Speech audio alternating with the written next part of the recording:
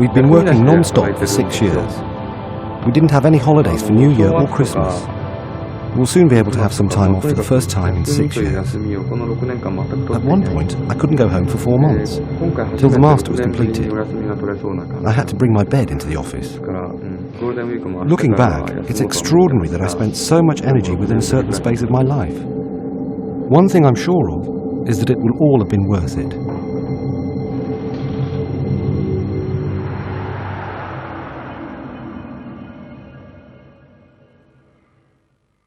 Kazunori Yamauchi is the producer of Gran Turismo. Launched in Japan on the 28th of April, GT3 contains many significant improvements on GT2. Here he takes us through some of the most important developments. Let me see, what is the most significant development? First of all, number of frames was increased to 60 per second. So in Europe it's up from 25 to 50 frames. That means that the volume of information per second is doubled, and the resolution is doubled vertically and horizontally as well. And the force feedback steering wheel is an important addition. You can actually feel bumps in the road and resistance when turning. It adds greatly to the realism of the experience. We succeeded in reflecting the scenery on cars this time. It only expressed the atmosphere surrounding the cars before, but now when a car runs under trees, the body reflects them. And when a car comes under a billboard, we can see it gliding across the paintwork. The body reflects the edge of the road and everything. We can also express metallic colours, which was impossible with GT2. Careful cooperation with major car manufacturers has enabled the team to build in-game versions of cars that may be as much as 2 years from the market. The Lancer Evolution 7 was included in the game before the actual car went on sale, and players will be able to test Nissan's new Z series and the Mazda RX-8 long before real-life drivers get the chance. There are 200 cars in the game, but it took great effort to make one car, dozens of times more than GT2. We put huge energy into it. There are only 200 of them, but the value of each car is priceless. We produced one car a day with Gran Turismo 2. It took at least 1 month to make a car this time. When you choose one, you'll feel as if you received a precious gift. I'd like everyone to enjoy it that way.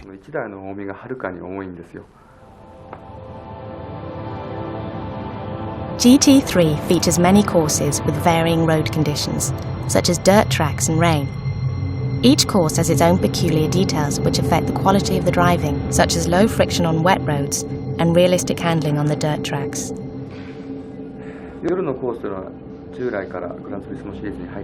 The night course has always been featured in the Gran Turismo series, and this time we showered the night course with rain. We imagined how beautiful it would be to have the night course in rain, as there's so many different kinds of lights. The road surface reflects them.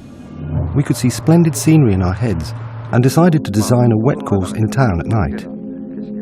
The wet road surface has very low friction, and cars behave, how can I put it, they're unstable.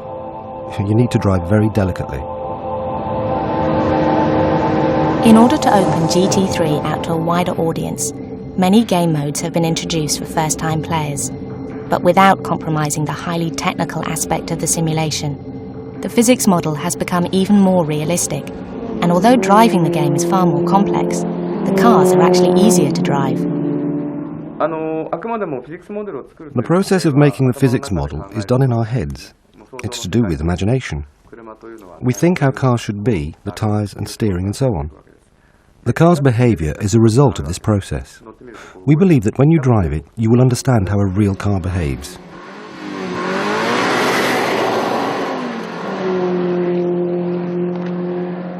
The calculation is 100 times more accurate this time. It enables the physics model to express subtle nuances, so I think you can feel the relation between the front tyres and road surface, which was impossible before. The driving feel used to be rougher, but it's much more delicate now. It means it's much easier to drive. Improvements in the game's artificial intelligence programming create a far greater degree of realism than was previously possible. The game can now provide such fierce competition that only the most experienced players will be able to compete. The artificial intelligence will be faster than most players this time. It doesn't mean that it has become a tougher game to play, just that the artificial intelligence is cleverer than before and drives like a human. The race has become more exciting and realistic. The artificial intelligence is doing its best on the track, just like a human does. You can probably feel the difference when you play against it. Gran Turismo established the idea of running replays after a race is over. Other racing games followed suit, and in an effort to stay ahead, Polyphony have featured a replay function which is synchronized to music. The game selects the camera angles, cuts automatically, and synchronizes to whichever music is chosen from the large soundtrack library.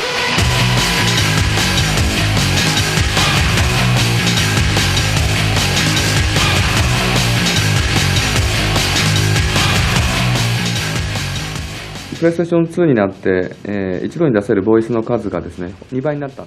number of output channels doubled with PlayStation 2, so engine noise is more full. We managed to reproduce wind noise this time and road noise, the sound of the tyres moving across the road surface. These sounds have much more depth this time. You'd be surprised by the sound quality when you connect it to a proper audio system.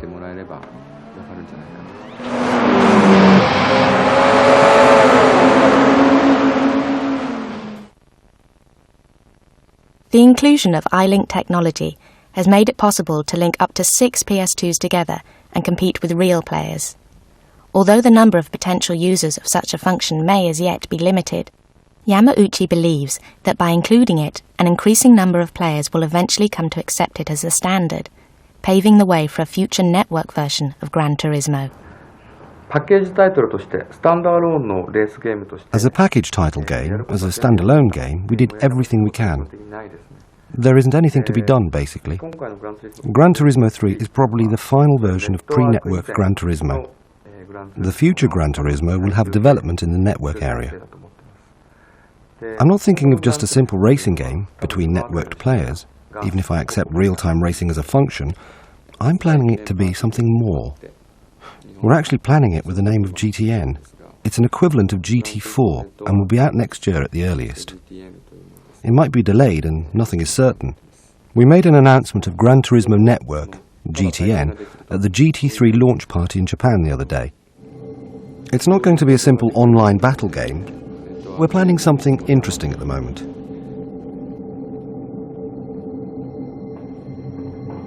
I think Gran Turismo is the sort of software which makes a dream real. In a sense, the quality is excessive. It's a characteristic of Gran Turismo that includes everything up to the point of excess.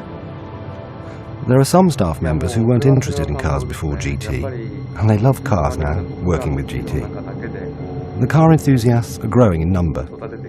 It's our baby, raised by our team till recently.